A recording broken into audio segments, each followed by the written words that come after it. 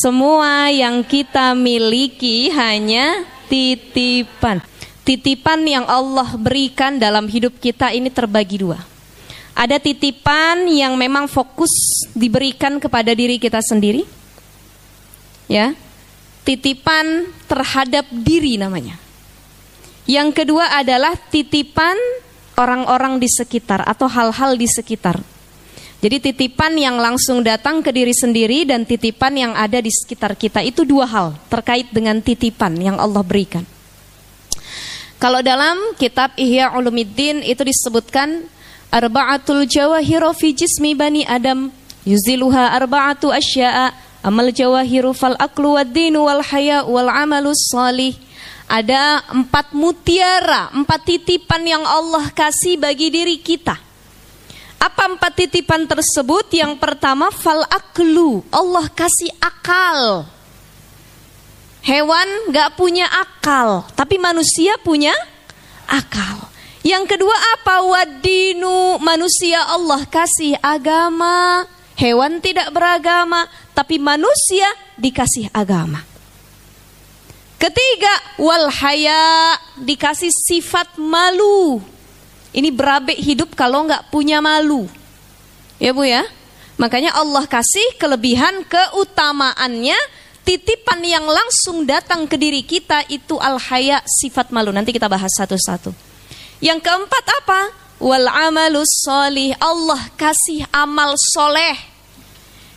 Manusia beramal soleh dapat pahala masuk syurga. Tapi hewan nggak bisa beramal soleh. Malaikat tidak bisa beramal soleh. 4 hal mutiara ini khususon, cuman dikhususin buat manusia saja.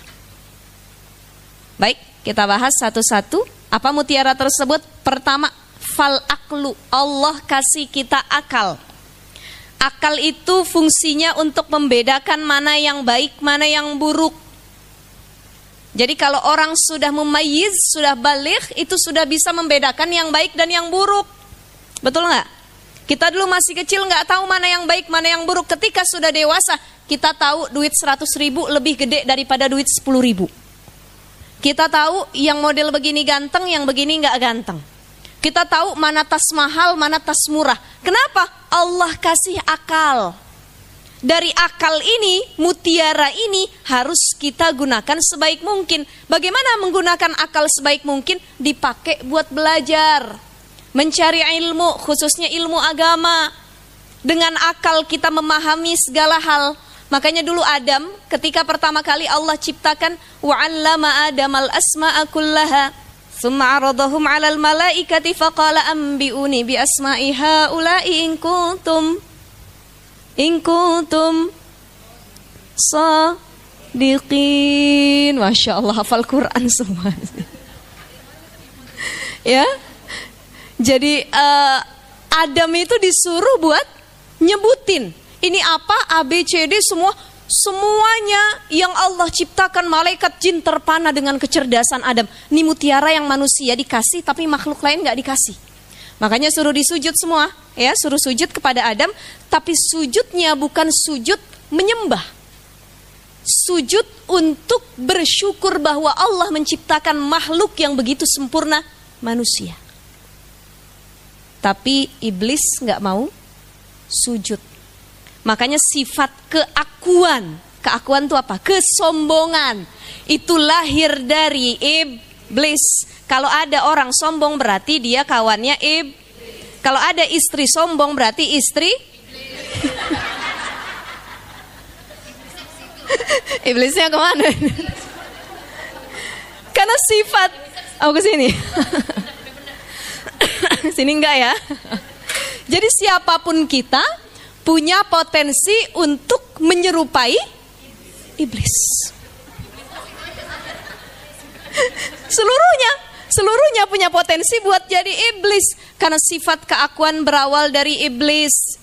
Ya, apa iblis bilang? Khalaqtani min nar wa khalaqtahu min tin. Ya Allah, aku diciptakan dari api.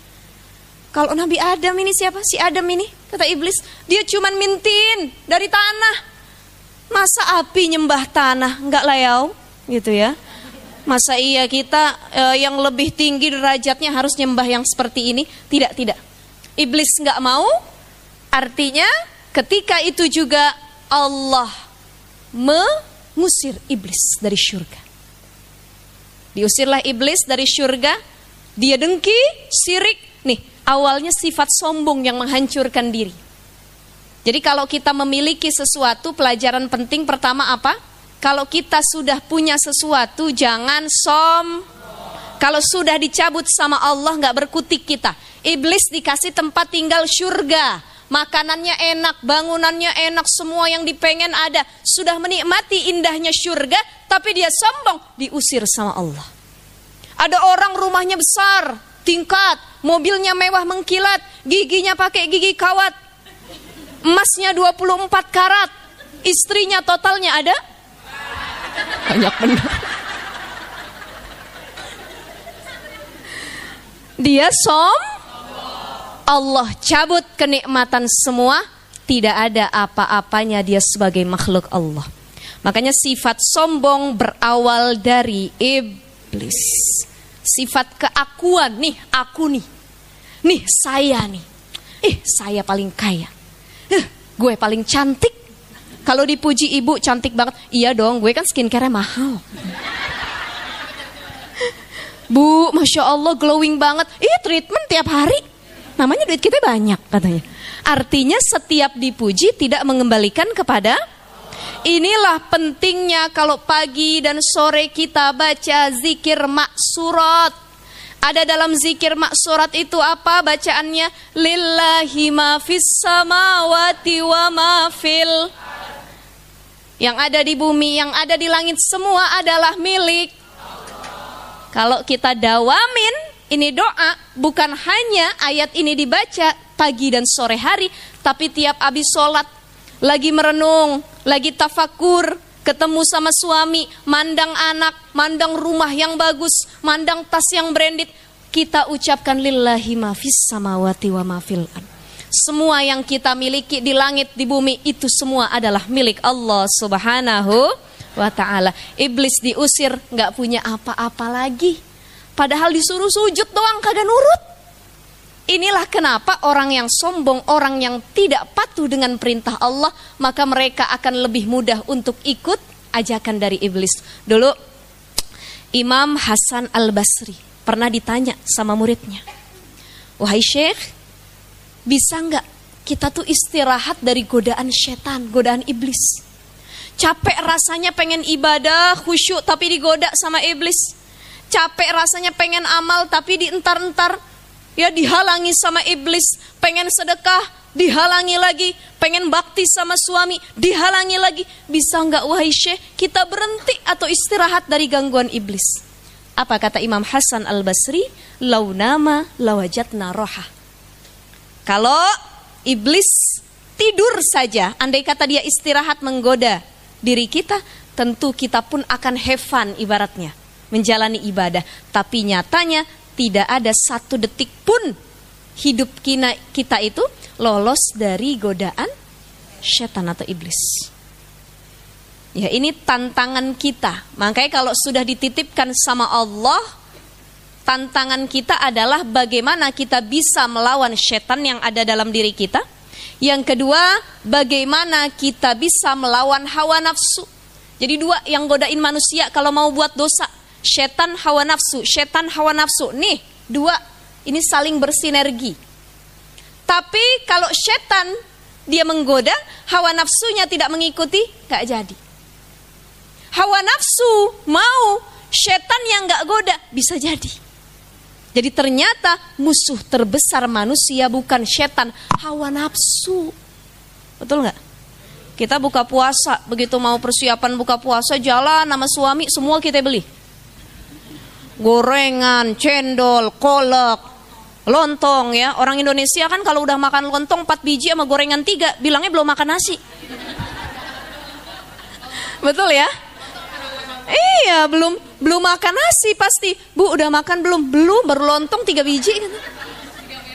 Iya, itu buka puasanya orang Indonesia. Padahal kalau kita jalan, baik ke Saudi, Jazirah Arab, atau negara-negara lain, mereka makan roti, yogurt sudah cukup, kelas. Tapi kalau orang Indonesia, ada 2 sesi. Sesi pertama ketika berbuka, sesi kedua ba'da tarawih. Mau ngebaso, sotomi dan lain sebagainya, itu dilahap lagi sama kita. Ya, maka itu yang bermain syahwat. Jadi dalam diri manusia itu ada akal, ada jiwa, ada syahwat, ada amarah. Akal adalah rajanya, jiwa adalah perdana menterinya, syahwat adalah pengumpul pajaknya. Ini kalau bahasa pemerintahan nih ya. Ya kalau ngomongin pajak kita agak-agak ini ya. Udah bayar pajak belum? Belum. Buru-buru udah bayar pajak ya. Pengumpul pajak. Pengumpul pajak itu adalah syahwat. Nah, amarah adalah polisinya. Pertama, akal. Akal itu raja. Akal berpikir baik atau tidak. Kita ngambil hak orang lain baik atau tidak, yang bisa bedain baik atau tidak akal. Yang jadi perdana menteri, penasehat dari presiden, penasehat dari raja, perdana menterinya, oh Pak jangan. Ini jiwa, hati. Kira-kira pantas gak yang ngambil hak orang lain? Pantas atau tidak? Itu yang jadi penasehatnya, perdana menterinya. Maka intinya ada di akal dan jiwanya. Syahwat itu pengumpul pajak. Coba kalau kita nggak punya syahwat, pengen makan nggak punya syahwat, nggak jadi makan. Ya, ngelihat laki-laki lawan jenis suami sendiri nggak punya syahwat, kagak jadi anak. Ya, pengen baju yang baru, padahal baju kita udah rusak semua, nggak punya syahwat. Saya mah ini aja. Akhirnya tidak pernah ganti baju selama hidupnya. Maka syahwat itu berperan untuk mengumpulkan sesuatu dalam diri kita yang menjadi kebutuhan. Dan amarah adalah polisinya, pembela diri kita. Kita kalau dilecehkan wajib marah atau tidak? Kita kalau dizolimi boleh marah atau tidak? Kita kalau diambil hak kita boleh marah atau tidak? Marah itu boleh sebagai pembela diri. Coba bayangkan kalau hidup itu Allah cabut rasa marah. Disakitin sama suami, dibanting, ditampar bolak-balik. Nggak marah, lagi bang, lagi. Jadi rasa marah Allah cabut, ya. Dibohongin sama orang, duit kita diambil. Mau nambah lagi nggak? Lagi, karena nggak punya rasa marah. Maka Allah kasih rasa marah untuk apa? Untuk pembelaan diri. Tapi marahnya juga harus benar. Orang kalau marah itu dalam kitab Riyadhus Shalihin disebutkan anjuran Rasulullah. Apabila dia marah, pertama ucapkan ta'awuz. A'udzubillahi minasyaitonir rajim. A'udzubillahi minasyaitonir rajim. Itu kalau lagi marah. Kalau kita marahnya berdiri, langsung duduk. Tenang. Lagi berantem sama suami berdiri. Blah blah blah blah. Duduk bang, duduk. Duduk. Masih duduk. Marahnya tetap berlanjut. Terlentang. Terlentang bang, terlentang. Diselimutin. Ya Rabbi, ini anjuran ya oleh Rasul. Kalau sudah terlentang, sudah ta'awuz, ya, masih marah juga, ngapain? Baca ini Yasin. Ambil air wudu, falyatawaddo, ambil air wudu. Ya, karena wudu itu mendinginkan amarah kita. Nah, ini kiat-kiat kalau lagi marah. Orang Arab sana, dulu saya pernah belajar di Kairo, Mesir ya, tahadus bi ni'mah, alhamdulillah. Ketika di sana itu sering kita ngelihat orang Arab, orang Mesir itu bertengkar. Jadi orang Mesir nih perkara mobil saling nyenggol, itu kan kalau di sini banyak ketok magic. Betul ya? Nyenggol udah, akhirnya baian, ya udah damai. Berapa saya tanggung jawab? Masuk ketok magic. Di Arab kagak ada ketok magic. Jadi kalau ibu-ibu pernah umroh ngelihat mobil Arab nih, Masya Allah, beda benar sama kita. Pertama berdebu, kagak pernah dicuci. Yang kedua penyok kanan kiri didiemin. Karena orang Arab itu prinsipnya kalau baru penyok sedikit diamin aja. Kalau sudah penyok banyak beli yang baru. Tapi tidak dengan orang Indonesia. Kalau kita beli yang baru mikir 2 kali. Ya akhirnya udah masuk ke tok magic aja. Nah itu orang Arab kalau berantem cuman perkara mobil. Saya berapa kali mau berangkat dulu ke Jamiah, ke tempat kuliah. Itu di tengah-tengah jalan mereka senggol-senggolan. Berhentinya di tengah jalan, kanan kiri macet. Padahal nyari pinggiran dulu. Kalau kita kan begitu, ada kesenggol, ketabrak, minggir dulu, minggir. Baru nanti berdamai ngobrol. Mereka enggak, tengah jalan bertengkar. udah ditintinin, diklaksonin, didatangin polisi, tetap nggak bertengkar. Wah itu. Nah baru ada yang datang, dipegang dadanya. Shollu ala nabi. Jadi orang Arab itu kalau udah dengar kata nabi, suruh solawat, langsung amarahnya reda. Shollu ala nabi. Shollu ala nabi. Allahumma sholli wa sallim wa barik alaih, kata dia. Diam. Udah tenang, dari solawatin, abis itu marah lagi. Apa. Dipegang lagi. Shollu ala nabi. Baru dipisahkan. Nah ini boleh kita contoh orang Indonesia. Berantem sama laki, pegang dada suami. Shollu ala nabi. Shollu ala nabi. Makin marah atau enggak? Loh, ini bener. Pernah atau enggak, Bu? Pernah atau belum? Abis dari ini boleh kita contoh, ya. Shollu ala nabi, elus-elus dadanya. Ya, itu biar ngeringanin nggak jadi marahnya. Kenapa? Orang Arab tuh kalau udah dengar kata nabi, lembut hatinya. Ya kita boleh begitu, insya Allah mudah-mudahan suami kita atau diri kita kalau dengar kata nabi juga buru-buru redah marahnya. Amin ya robbal. Nggak usah dibayangin Bu ya, modelnya begini. Baik, saya lanjut tadi sampai mana? Hah? Ngelus dada suami. Amarah ya. Jadi jiwa adalah Perdana Menteri, akal adalah rajanya, syahwat pengumpul pajaknya, dan amarah adalah polisinya. Sekarang kalau polisi dan pengumpul pajak lebih berkuasa dari raja maupun Perdana Menteri, berabe atau enggak? Kekuasaan akan hancur atau tidak? Pertahanan itu akan digubris atau enggak? Itu gara-gara raja dan Perdana Menteri tidak lebih kuat dari polisi maupun pengumpul pajak. Maka Perdana Menteri dan rajanya harus lebih keras daripada syahwat dan amarahnya. Mau marah karena kita punya akal. Oh, kalau saya lampiasin marah saya, nanti akan terjadi ABCD, akal yang bermain. Semua pengen diambil, hati bermain. Ya Allah, gak baik, dalam agama dilarang dan lain sebagainya. Maka akal dan hati itu punya peran penting untuk memanage syahwat dan amarah. Jadi insya Allah mudah-mudahan akal dan jiwa kita ini berjalan dengan sebaik mungkin. Karena tadi mutiara pertama yang Allah hadirkan, fal aqlu, adalah akal.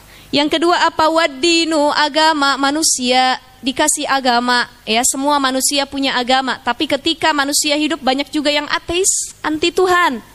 Tapi mari kita pahami sama-sama ibu-ibu, para bunda sekalian, seateis-ateisnya orang, sebilangnya dia, saya nggak percaya Tuhan, saya nggak percaya Allah, saya nggak percaya Sang Pencipta, kalau dia sedang berada dalam posisi genting yang disebut Tuhan juga. Naik pesawat turbulensi, musim hujan nih di Indonesia, turbulensi muter-muter nggak turun-turun itu pesawat. Semua yang punya agama takbir, Allahu Akbar, Allahu Akbar, Astagfirullah, ya Allah, la haula wala quwata. Itu yang punya agama. Yang nggak punya agama dia nggak teriak, diam saja, tapi dalam hatinya bilang, ya Allah, ya Allah, selamatkan aku ya Allah, ya Tuhan. Orang-orang Arab bilang, oh my God, oh my God. Artinya apa? Wahai Tuhanku. Mereka nggak sadar dari lisannya terucap, oh my God, ya Rob, ya Allah, ya Tuhan. Artinya mereka tidak percaya apapun kepada Tuhan, tetap mereka butuh sama Tuhan. Betul ya Bunda ya? Jadi agama ini sebagai pionir dalam diri kita. Manusia kalau nggak punya agama, hidupnya antah berantah, nggak akan mulus, nggak akan ada pembatas. Nggak punya agama, suami istri, punya tetangga, kata tetangganya, kita tukeran yuk suami istri. Oh, kalau dalam Islam nggak boleh, ya? Kenapa? Dilarang. Karena yang halal istri sendiri. Karena nggak ada agama, nggak ada prosesi nikah, nggak ada prosesi halal haram dan lain sebagainya. Maka agama menjadi penghalang untuk berbuat maksiat dalam kehidupan kita. Yang kedua apa? Fal aklu waddinu. Yang ketiga, wal haya'u, sifat malu. Haya, sifat malu ini ada dua, terbagi dua. Ada yang disebut dengan hayaun nafsiyah, ada hayaun imaniyah. Hayaun nafsiyah adalah sifat malu yang Allah berikan itu menyeluruh kepada seluruh manusia. Mau dia muslim, mau dia non muslim, mau dia beragama, mau dia tidak beragama, Allah kasih sifat malu secara menyeluruh. Yang namanya manusia Allah kasih malu. Contoh, manusia nggak pakai baju, malu atau enggak? Malu? Aurat intinya kelihatan, area intimnya, malu atau tidak? Mau beragama atau tidak beragama, selama dia punya akal, masih sehat akalnya, tidak stres ataupun majnun, mohon maaf, gila, dia akan malu. Kecuali orang yang sudah hilang akal karena gila dan lain sebagainya. Maka manusia, dia malu ketika auratnya terlihat oleh orang lain. Mau bagaimanapun itu. Coba lihat artis-artis luar atau masyarakat luar yang mereka memang pakai pakaiannya terbuka, tapi tetap area intinya ditutup. Kalau mereka buka, mereka tetap malu. Itu fitrahnya manusia. Jadi hayaun nafsiyah yang diberikan kepada seluruh manusia. Ada yang kedua, hayaun imaniyah. Sifat malu yang diberikan khususon buat seorang mukmin, orang yang beriman. Contoh apa? Manusia dia beriman kepada Allah Subhanahu wa taala. Begitu dia melakukan maksiat, dia malu. Kenapa? Karena ini sudah melanggar perintah Allah. Dalam Islam dianjurkan pakai hijab, pakai jilbab. Ketika dia melanggar untuk nggak pakai hijab atau jilbab, dia malu. Kenapa? Karena tahu dia melanggar perintah Allah. Zina dia lakukan, setelah ketahuan zina, hamil di luar nikah, jadi omongan tetangga, malu. Kenapa? Karena dari hatinya membenarkan bahwa zina melanggar perintah Allah. Jadi ini yang disebut dengan hayaun imaniyah. Sifat malu yang memang dimiliki hanya oleh seorang mukmin saja. Tidak semua orang memiliki sifat malu tersebut. Ada orang berzina, dia nggak malu. Kenapa? Tidak ada iman dalam dirinya. Ada orang minum khamar, dia nggak malu. Kenapa? Dia tidak beragama. Tapi kita yang punya agama, kita yang punya iman, kita malu kalau berbuat dosa kepada Allah Subhanahu wa ta'ala. Selanjutnya apalagi? Fal aklu wad dinu wal haya'u. Yang keempat, wal amalus solih. Allah kasih manusia amal soleh, yang lain gak ada. Jadi manusia ini punya amal soleh yang kalau kita kerjakan itu berlipat-lipat pahalanya di sisi Allah Subhanahu wa ta'ala. Tapi para bunda sekalian, 4 akal itu bisa hilang dari diri kita.